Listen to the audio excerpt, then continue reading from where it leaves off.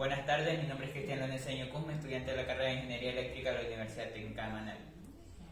Voy a presentar un circuito eléctrico con conexión mixta. ¿Qué quiere decir? Que tiene conexión tanto paralela como en serie.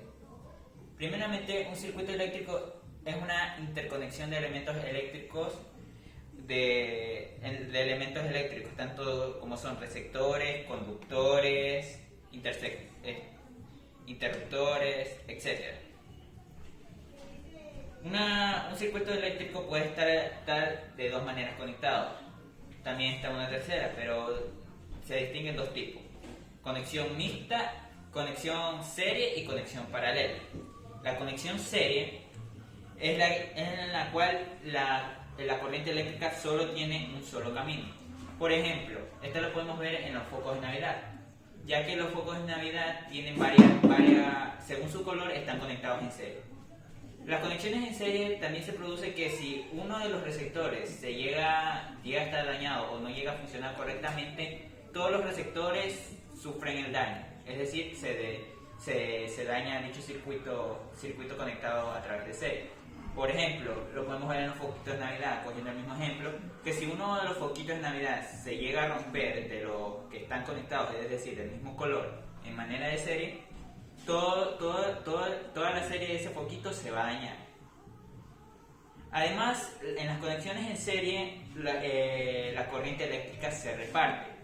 Es decir, si son 110 voltios que tiene de corriente eléctrica, esos 110 voltios se van a repartir entre todos sus receptores.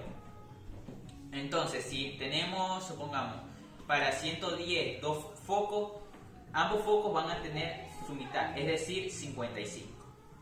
¿Qué pasa con los que son conexiones en paralelo? Las conexiones en paralelo son lo contrario. ¿Qué quiere decir? Que va a haber más de un camino por donde fluye la corriente eléctrica. También dichas conexiones son totalmente independientes a las otras, es decir, que si una se daña, las otras no van a sufrir el daño. También las conexiones en paralelas mantienen el mismo voltaje, es decir, si entran 110 voltios, cada foco va a tener 110 voltios, va a ser independiente. Ahora bien, en este circuito eléctrico lo presentamos de manera mixta, es decir, tenemos una conexión en serie y una conexión en paralelo.